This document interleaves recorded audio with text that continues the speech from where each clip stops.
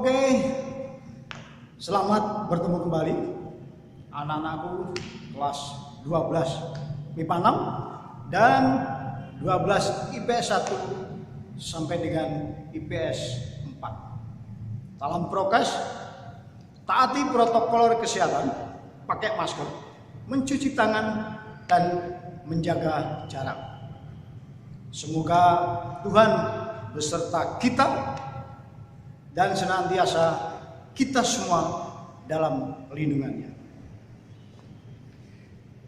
Pada kesempatan kali ini, saya tetap mengingatkan kepada kalian untuk absen di kolom komentar pada Google Classroom. Dan pertemuan virtual pada kesempatan kali ini, saya akan mengulang kembali tentang materi, yaitu jenis-jenis aliran di dalam seni rupa. Dalam ini adalah aliran seni lukis. Jadi seperti juga pada seni musik, ada beberapa jenis aliran, atau mungkin kalian juga kenal dengan istilah genre seni musik, yaitu ada pop, ada rock, dangdut, kemudian ada bossa nova, ada reggae, dan sebagainya, dan sebagainya. Demikian juga di dalam seni rupa, khususnya seni lukis. Nah, dalam kesempatan ini saya akan memberikan materi tentang beberapa jenis aliran dalam seni lukis. Dan ada juga dalam bentuk PowerPoint yang akan saya share di grup kelas. Jadi selain kalian menyimak di Google Classroom, kalian juga bisa belajar lewat grup kelas yang nantinya akan saya kirimkan bentuk PowerPoint. Oke, sebelum kita lanjutkan tentang materi hari ini, mungkin ada satu pertanyaan. Kenapa kok di dalam setiap karya seni itu ada aliran atau ada jenis-jenis tertentu? Berdasarkan apa? Nah, kita tentu tidak lepas dari sejarah. Nah, sebenarnya aliran di dalam seni lukis itu adalah bukan kehendak pelukis, tapi adalah pemikiran atau pemahaman seorang pengamat atau seorang apresiator ketika melihat karya-karya lukis. Kemudian mereka membuat kelompok-kelompok atau mengkategorikan ini termasuk aliran apa, ini termasuk aliran apa, dan sebagainya berdasarkan karya yang dia amati. Nah, kita mulai dari aliran naturalisme. Pengalaman terdahulu banyak di antara teman-teman kalian ketika Pak Kudut menanyakan apa yang dimaksud dengan aliran naturalisme. Kebanyakan mereka terjebak pada kata-kata natural. Natural itu sifatnya alami atau alam. Nah, ketika saya mengajukan pertanyaan apa yang dimaksud dengan aliran naturalisme, kebanyakan mereka menjawab aliran naturalisme adalah aliran seni lukis yang menggambarkan pemandangan alam. Kebanyakan jawabannya begitu. Nah, jawaban itu sebenarnya kurang tepat karena aliran naturalisme tidak melulu menggambarkan tentang pemandangan alam. Nah, sebenarnya definisinya bagaimana? Nah, seni itu identik dengan keindahan. Ingat bahwa seni identik dengan keindahan. Nah, dalam hal ini yang dimaksud dengan karya naturalisme adalah karya seni lukis yang mengagungkan atau mengidolakan bentuk-bentuk ideal alam. Nah, bentuk-bentuk ideal alam.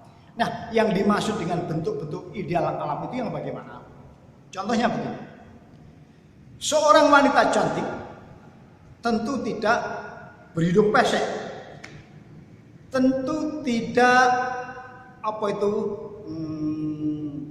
kasar. Tentu kulitnya halus seperti sutra. Kemudian matanya juga indah, bibirnya indah dan sebagainya. Nah, kemudian dadanya juga ideal, artinya tidak ada di dalam lukisan naturalisme itu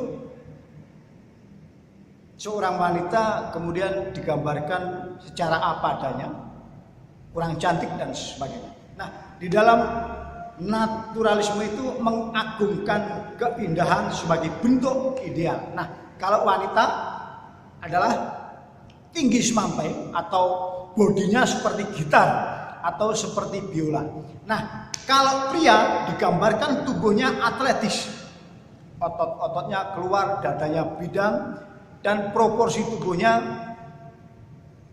seperti atlet pada umumnya. Nah, itu adalah naturalisme atau aliran naturalisme dalam seni lukis, yaitu mengidealkan bentuk-bentuk alam. Kalau di dalam pedalangan Jawa, dalang menyebut orang cantik itu adalah yang alise nanggal sepisan. Alise nanggal sepisan, artinya alisnya seperti bulan ketika tanggal muda, yaitu garis kecil. Tidak ada wanita cantik itu alisnya seperti bulan purnama, berarti bulat kayak gini, tidak ada. Kemudian wanita cantik menurut pelukis naturalisme adalah yang jari-jarinya mucuk ri, jari-jarinya panjang. Tidak ada dalam seni lukis naturalisme orang cantik digambarkan misalnya drijine sak pisang ambon tidak ada, atau sak gedang kluthuk tidak ada. Jadi drijine selalu lancip.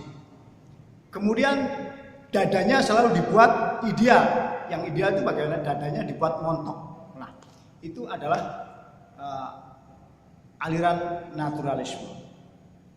Jadi bentuk tubuhnya juga ideal. Kalau dalang menyebutnya bangkeane nawon kemit.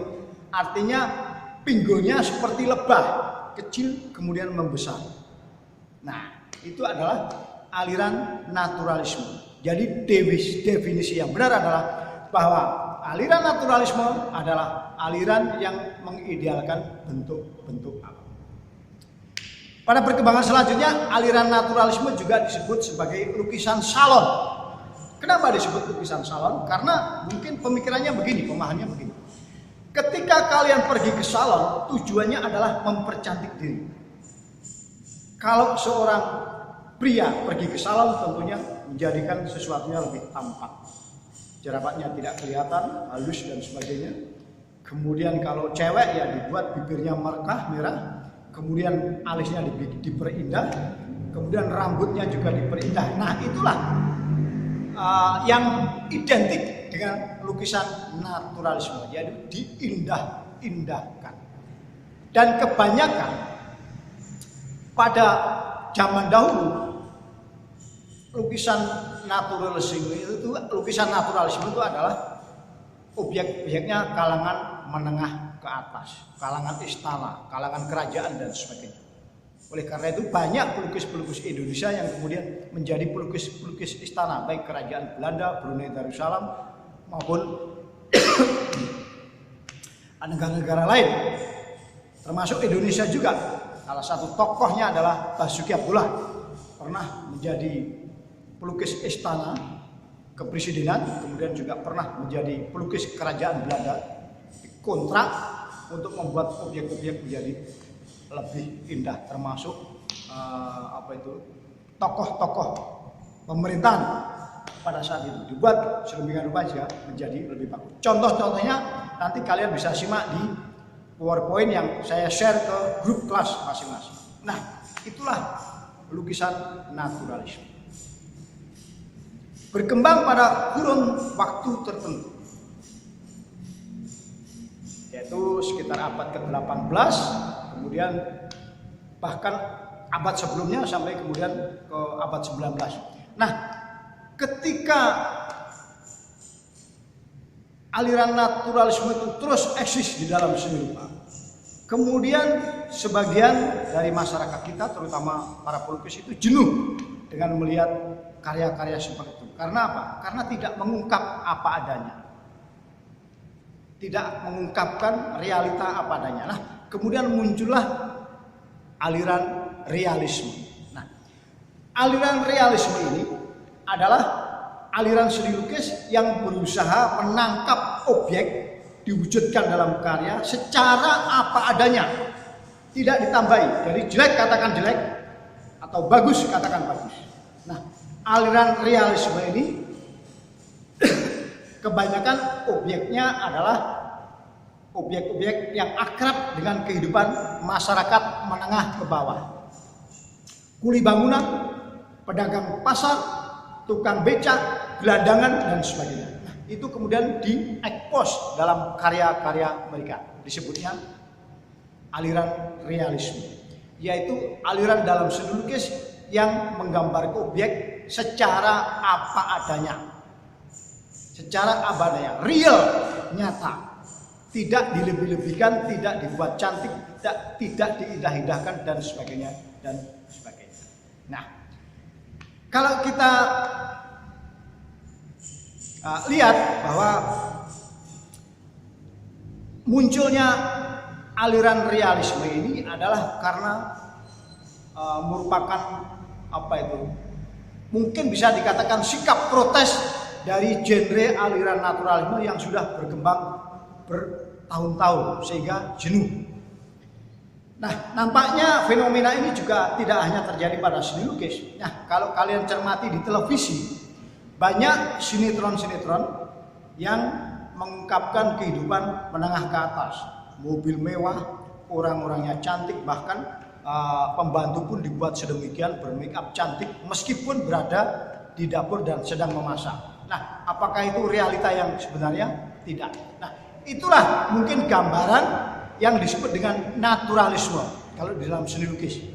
Yaitu sinetron Ikatan Cinta itu semuanya make up-nya tebal-tebal, bahkan pembantunya juga dibuat cantik dan mobil yang ditampilkan mobil mewah. Bukan merupakan kenyataan yang sebenarnya. Nah, kalau di dalam gaya realisme, mungkin kalian bisa melihat pada film-film yang mendapatkan penghargaan karena mengungkapkan kehidupan secara nyata tentang figur seseorang, misalnya tentang Cut Nyak Dien, pahlawan Aceh, pahlawan wanita Aceh. Kemudian dulu ada film Ponirah Terpidana, atau sekarang mungkin film yang terbaru yang kalian bisa lihat di Paragon, yaitu seri Pendekar Ufuk Timur. Itu adalah karya sutradara dari alumni SMA 7, yaitu Jiwo Kusumo. Nah, itu adalah film-film yang mungkin kalau ditarik ke dalam pemahaman seni lukis termasuk dalam aliran realisme, apa adanya. Ada naturalisme, ada realisme. Nah, kemudian muncul juga yang disebut dengan aliran surrealisme. Aliran surrealisme itu adalah kita sebut juga sebagai superrealis. Nah, sebenarnya aliran surrealisme itu berangkat dari aliran realis, yaitu gambar-gambarkan apa adanya, tapi dalam hal ini kemudian ditambahi, bukan diindah-indahkan, tapi ditambahi dengan sesuatu yang menjadikan bahwa karya-karya itu tidak ada di dalam dunia nyata dan hanya ada di dalam imajinasi pelukis atau hanya bisa dijumpai di alam mimpi. Agak sulit memahami penjelasan Pak Budut mungkin, tapi kalau kalian melihat contohnya atau kasih contoh, kalian akan bisa mungkin sedikit banyak paham dengan apa yang disebut dengan surrealisme. Salah satu contoh kita bisa lihat film Avatar. Nah, di dalam film Avatar itu ada figur-figurnya dibuat sedemikian rupa hidungnya dibuat seperti topeng, kemudian mereka bisa terbang. Kemudian ada kuda yang punya sayap. Semuanya seakan-akan nyata, anatominya real, proporsinya nyata. Artinya tidak menjadikan gambar itu wagu, tapi seperti kehidupan yang sebenarnya. Pegasus, kuda yang punya sayap itu. Kemudian atau kalau kalian melihat film Hercules, di situ ada sosok seorang pria, perut ke atas berwujud manusia, tapi badan ke bawahnya adalah kuda berkaki 4. Nah, di situ seakan-akan real, anatominya real, proporsional, dan seakan-akan ada di dalam dunia nyata, seakan-akan. Tapi sebenarnya itu adalah hasil imajinasi dari seorang kreator, atau hanya bisa dijumpai di alam pikiran atau alam mimpi seseorang. Nah, itu yang kita sebut dengan aliran surrealisme. Jadi aliran surrealisme itu penjelasannya apa? Adalah aliran surrealisme adalah aliran dalam seni lukis yang menggambarkan kebebasan berimajinasi, dan objek-objeknya hanya bisa dijumpai di dalam imajinasi seseorang atau hanya ada di dalam dunia mimpi. Nah, itu surrealisme. Kemudian kalian juga tentu kenal lukisan abstrak. Nah, apa yang dimaksud dengan lukisan abstrak? Lukisan abstrak ini adalah sebuah karya seni lukis yang hanya menggambarkan simbol-simbol tanpa bentuk, tidak real, mungkin hanya berupa komposisi warna, komposisi garis, dan sebagainya. Nah, itu abstraksionisme, dan hanya merupakan simbol atau ide-ide yang kemudian diwujudkan dalam bentuk visual oleh sang pelukis. Contohnya nanti kalian bisa lihat di PowerPoint yang saya share di grup kelas kalian. Kemudian juga ada aliran impresionisme. Impres itu dalam bahasa sederhana sebenarnya kesan. Nah, impresionisme itu merupakan aliran tersendiri yang sebenarnya nampak real, tapi sebenarnya tidak pernah detail, hanya menampilkan kesan. Dan impresionisme itu cenderung mengabaikan dimensi, ya. Jadi sebuah objek tidak harus memiliki bayangan dan sebagainya, mengabaikan dimensi. Jadi kalau kalian lihat nanti ada gambar pemandangan, kemudian hanya berwujud torian-torian cat dengan warna cerah, itu adalah impresionisme. Jadi lebih mengedepankan kesan terhadap sebuah objek. Jadi tidak dibuat secara detail.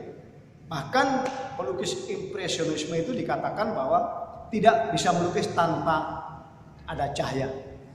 Itu impresionisme. Kemudian berikutnya adalah ada ekspresionisme.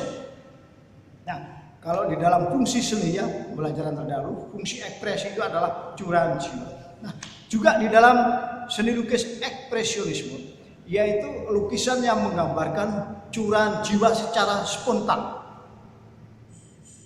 Jadi gambar-gambarnya memiliki